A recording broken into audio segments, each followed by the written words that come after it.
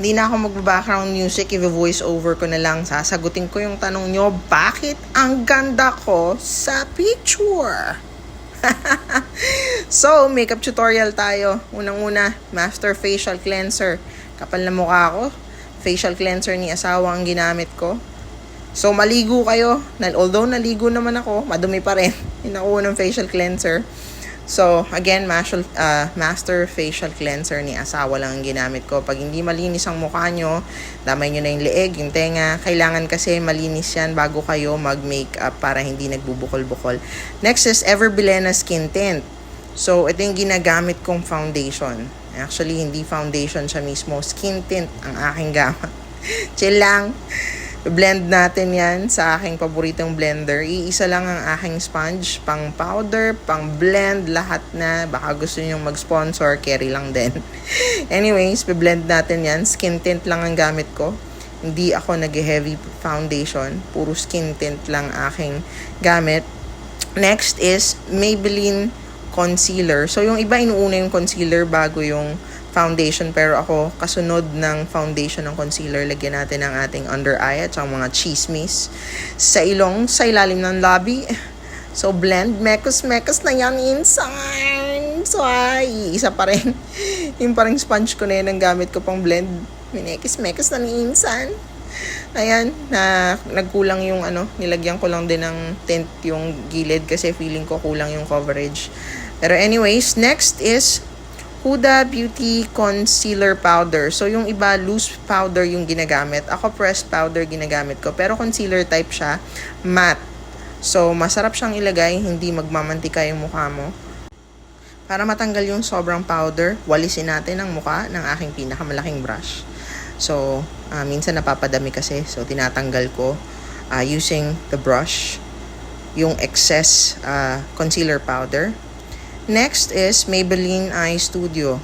Courtesy ng aking pinakamamamahal na biyanan, Bing Trajano. Ayan, dahil magaling tayo magkilay, yes, ipagmamayabang natin yan, magaling ako magkilay. So, next up, syempre, yung kabila naman, biniblend ko lang siya ng brush mismo. At syempre, cotton balls kapag nasobrahan. So, ayan, nilalagyan ko ulit ng powder. Kasi next is lalagyan ko ng concealer sa taas at ilalim ng kilay para malinis tignan. So, pagkatas kong lagyan ng concealer yan, taas baba, biniblend ko lang din yan ng aking pinakamamahal na blender. Next is Palengke Eyeshadow. So, mga Mars, mura lang ang gamit ko. At saka sa mga nagtatanong, ay, wala akong pang blend ng eyeshadow. Ayan, daliri. Mars, hindi ako naggumagamit ng brush pag ako'y nag-makeup sa aking mata. Ginagamit ko lang ang aking daliri. So, kung makikita nyo, dalawang klaseng kulay ang ginamit ko. Kalahati light bronze, kalahati dark brown kasi gagawa tayo ng smoky eye. So, syempre, kabilaan. Gamitin natin ang mahiwagang bulak pang blend. Tapos, ito, matagal ako nag-practice nito. Eyeliner. So, matagal kong pinag-aralan paano matutong mag-eyeliner. Look, compare nyo yung kanan tsaka sa kaliwa. Matagal ko yan pinag-practicean nung ako'y dalaga pa. So, next naman is ang aking paboritong brush. Tayo ay magko-contour sa ating mahiwagang ilong at saka sa baba. Gamitin ko yung bronzer ko. Kita nyo, paubos na. Ilong naman tayo magsimula ngayon. O, diba? Madaya na yung aking ilong. Nagkaroon ako ng ilong kahit panguyang ilong na yan. Next is yung ating jawline. Lalagyan natin ng, cheekbone muna. And then yung ating jawline. Tignan nyo kung paano ko paliliitin ng pisngi ko gamit ang bronzer. Syempre, kabilaan. Bronzer and eyeshadow lang ang ginamit ko sa jawline ko. Paliliitin natin yung mukha na yan. So, kung makikita nyo, nagkaroon na ng shadow yung aking jawline. Next is kabila naman. So, yan ang aking pandaya sa aking mukha. So, sabi nga nung ibang mga lalaki, ay, pasamahin mo sa swimming yung babae kapag ka-dinate mo. Kasi para mabura yung makeup. Anyways, ayan, naglagay na ako ng cotton buds lang din yung ginamit ko pang blend sa ilalim. Ay, hindi cotton buds, cotton balls.